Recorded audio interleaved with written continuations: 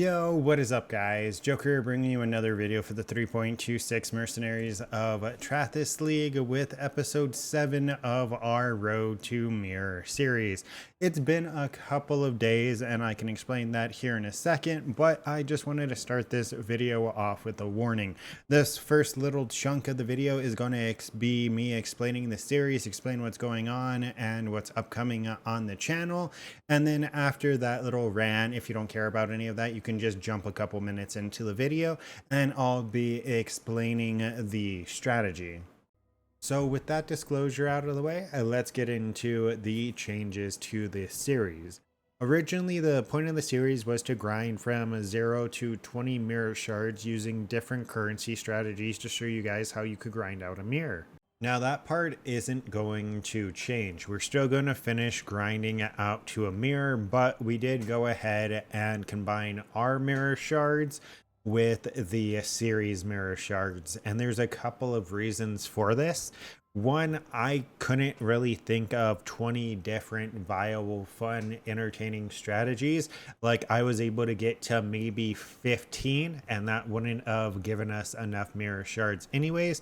And at the beginning of the series, I mentioned that I wasn't sure if I was going to allow myself to buy multiple mirror shards from the same strategy. But a couple of updates made me realize, okay, we're going to have to kind of do that if we want to get this series finished here relatively soon. So that's why we combined the mirror shards. All the mirror shards we have are from the 7 different strategies that we've ran in these videos so far. So the TLDR of the series changes are essentially where we just allowed ourselves to buy more than 1 mirror shard from each strategy, and we're going to stop on episode 10, right? I believe I got another good couple of strategies for you guys, so we're going to stop on like episode 10, even though we'll probably have over a mirror at that point, but that's fine. Over is always better than under. I don't know why I said that like that, but let's just move on. After the Road to Mirror series, we're going to have a bunch of Torchlight Infinite videos. Now, since I'm going to have more videos on Torchlight Infinite, I'm not going to get into it right now, but it's a really good game that I recommend.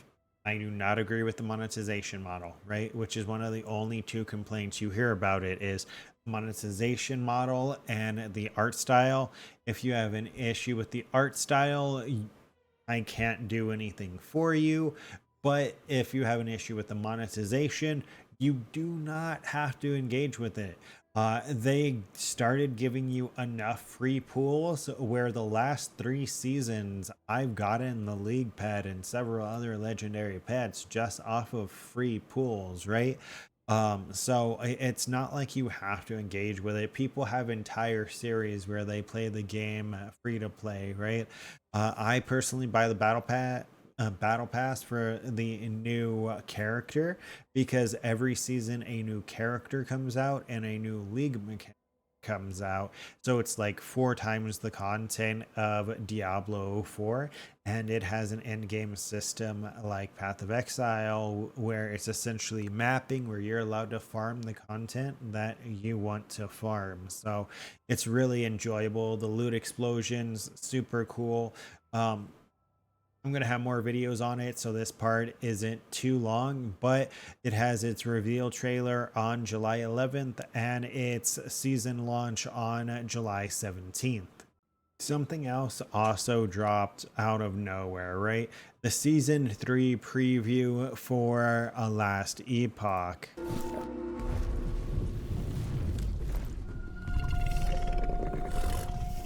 Clever girl. Right, so we got A Last Epoch season 3. So how this is going to work is I get to play Torchlight Infinite until I get to play Last Epoch on August 21st, and then after that there should be season 2 for Path of Exile 2. If not, I believe at that point we'll almost be in the next season of PoE, right? So I should have like a lot of fun content to play for the next while. It really is like the golden age of ARPGs because as long as they stay on cycle, I get to be like 1 month, 1 month, 1 month, 1 month, which is about as much as my attention span can really handle, anyways. So super excited for that.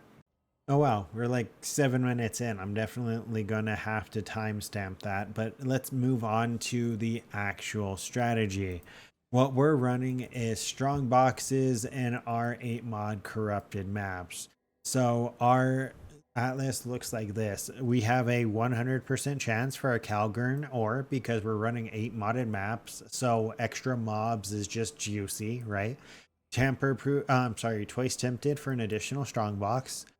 Mounting modifiers for the explicit effect. Skittering swarms for more scarabs. I don't know why I'm stuttering so much. Singular focus for dropping more currency and I mean the maps we want. We're not picking up majority of them, but tamper proof and secret compartments for the chance of our rare and corrupted strong boxes to be opened again. Uh, Trapping carapace because the containment scarab is still super expensive. The quantity and rarity will. Then we're grabbing backup cash and vault of mysteries. This is going to be doubling our div cards and making our diviner strongbox more common, and backup cash is doing the same thing but for the currency strongbox. Then we have invasive adversaries and the top hat of explicit effect. That's because we're running 8 modded maps, so it's making them juicier. We're grabbing the 16.5 drop chance because even though they did get nerfed, this is going to be dropping white maps, so we're going to be able to roll them ourselves. Chiseled perfection is really useless. Bismuth infusion and verisium infusion are because they are the 2 ores you want. This is the quantity and rarity drop chance. This is the chance at the Fallen with a Starfall crater. You have amplified artifacts for, once again, just more scarabs because you can 3-to-1 them for the good scarabs. And then you have Exarch altars because they are just better than Eater altars. The scarabs we're going to be using are 2 ambush scarabs for 6 strong boxes. The ambush scarab of hidden compartments for the 15% chance for it to be openable again.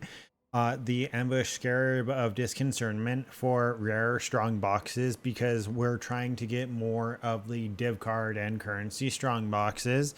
An ambush of potency, 75% increased effect of explicit modifiers on strong boxes and areas, essentially making our strong boxes juicier, right? And then we're running our 8 modded maps. The majority of currency in this strategy is going to be coming from all those strong boxes because you get 2 of those every drop. The div cards that you can hit, and then the raw divines that you're going to be dropping, as well as the eldritch currency. Let's go ahead and let's buy a mirror shard. And what are we going to run next? I'm gonna have to really think about that. I don't know. I guess it'll be a surprise even to me. But yeah, don't forget to like, comment, and subscribe to stay up to date with this and future content. And until next time, take care.